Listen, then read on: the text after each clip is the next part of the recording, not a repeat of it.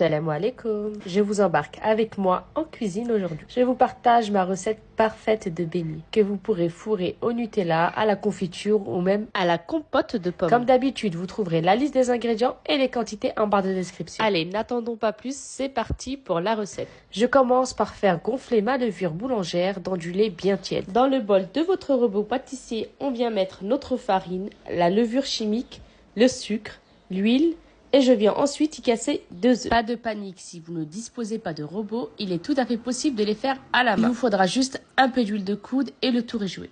Une fois tous les ingrédients déposés dans la cuve, je viens rassembler l'ensemble des ingrédients au robot. On rajoute ensuite notre mélange lait, levure boulangère qui a bien gonflé et on laisse notre robot pétrir pendant minimum 10 minutes. On vient ensuite rajouter notre beurre et on pétrit jusqu'à ce que ça forme une jolie boule. Ça colle un petit peu mais pas de panique. C'est l'heure de la pousse, on recouvre avec un torchon et on laisse pousser pendant minimum 1 heure. Regardez comment ça a bien gonflé. Je viens ensuite la dégazer sur mon plan de travail bien fariné. Je l'étale avec mon rouleau et je viens la détailler. Pour ma part, j'ai utilisé des verres, mais vous pouvez faire comme vous voulez. On recouvre et on laisse pousser une deuxième fois pendant environ 1 heure. Place à la cuisson, on met de l'huile à mi-hauteur dans notre poêle qu'on vient chauffer sur feu moyen. Il ne faut pas que ce soit trop chaud au risque que ce soit cru à l'intérieur. On dépose nos beignets dans la poêle et on vient les asperger d'huile comme je le fais sur la vidéo. On les retourne de chaque côté et une fois cuits, on les dépose sur le sopalin. On les saupoudre de sucre. Pour ma part, c'est un mélange sucre-glace, sucre-semoule. On fait une petite entaille dans notre beignet à l'aide d'un ciseau ou d'un couteau. Puis, vous les fourrez chocolat, fraises, pommes. Vous pouvez même les laisser nature. Et petite astuce, vous pourrez les mettre au congélateur